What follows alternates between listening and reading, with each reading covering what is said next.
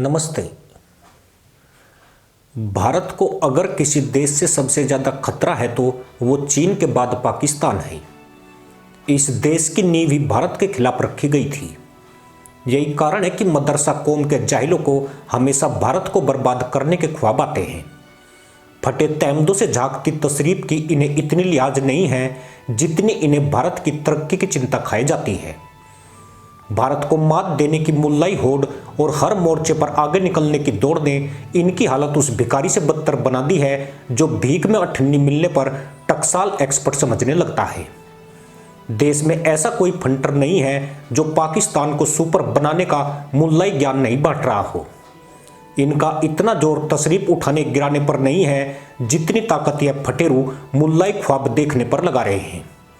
मदरसा मुल्क के हर चौराहे गली नुक्कड़ पर फंटर मुल्लाओं का ज्ञान युद्ध लड़ा जा रहा है। इस भयंकर युद्ध के बीच अब एक और मुल्ला ने मुल्क की गरीबी दूर करने का ऐसा आइडिया दिया है जिससे पाकिस्तानी कुत्तों में भगदड़ मच गई है।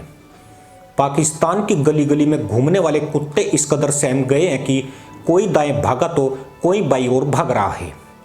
कुछ पाकिस्तानी कुत्ते तो अपनी जान बचाने के लिए बॉर्डर पार करने पर उतारू हैं, जिसने नियंत्रण रेखा समेत पाकिस्तान से लगती अंतर्राष्ट्रीय सीमा पर खतरा बढ़ा दिया है।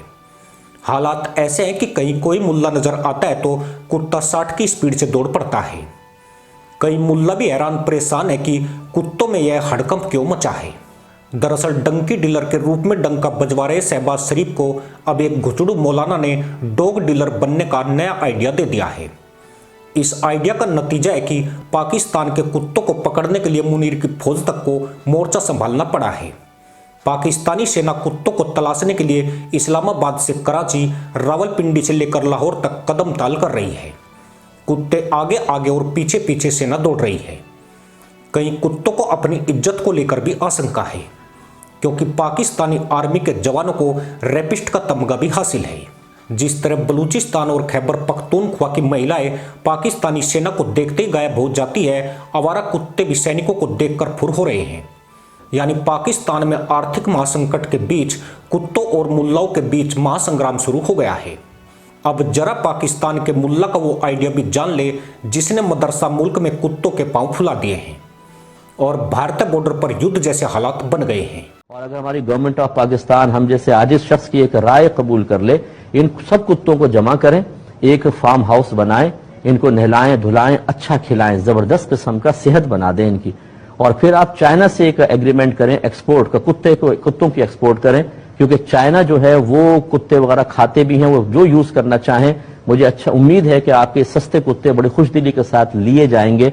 फीमेल्स अपने पास रख लें, इनकी ब्रीड करवाएं, और सालाना लाखों कुत्ते जो हैं जो मोहल्लों में वो भी सब उधर आ जाएंगे, तो मोहल्ले पाक हो जाएंगे, खतरात खत्म, और एक अच्छी मतलब आपकी तिजारत मारिज वजूद में आ जाएगी। मौलाना के मुताबिक पाकिस्तान सारे कुत्तों को पकड़कर जमा करे और एक फार्म हाउस बनाए, उनको नहलाए धुलाए, अच्छा खिलाए और जबरदस्त तरह की सेहत बना दे।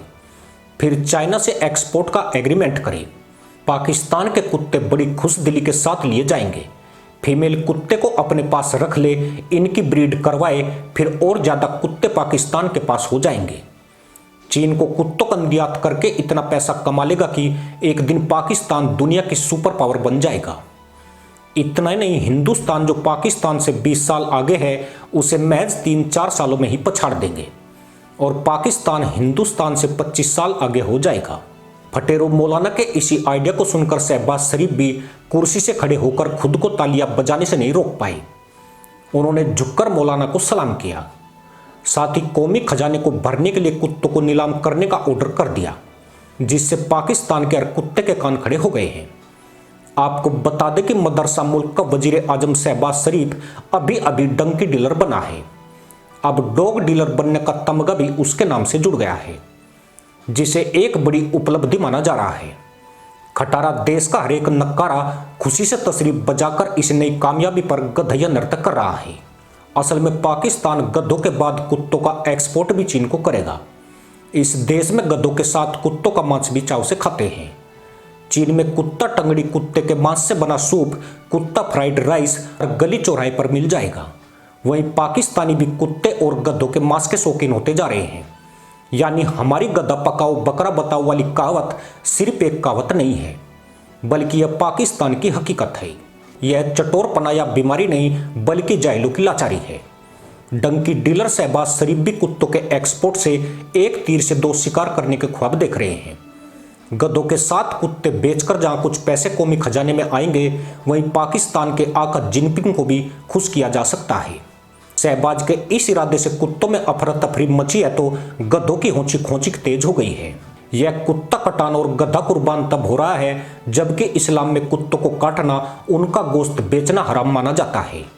इस्लाम में गधे को पाक जानवर माना जाता है, पर इन धूर्त मुल्लाओं को ऐसे इस्लाम से कोई लेना देना नहीं है।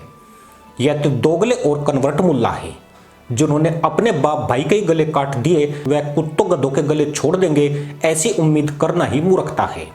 शहबाज तो सीना चौड़ा करके पाकिस्तानी कुत्तों का संहार करने का ऑर्डर दे चुके हैं। पाकिस्तान के गली मोहल्ले में जितने भी कुत्ते हैं उन्हें पकड़ने के लिए सेना उतार चुके हैं ताकि ज़्यादा से ज़्यादा कुत्ते कैप्चर करके उनको चीन एक्सपोर्ट किया जा सके और मदरसा मुल्क के मुल्लाओं के लिए नए तहमत का जुगाड़ किया जा सके। दरअसल पाकिस्तान में 5 मिलियन गधों के बाद कुत्तों की आबादी 3 मिलियन के लगभग है। एक पाकिस्तानी कुत्ते की कीमत 1000 से 1500 रुपये के करीब है।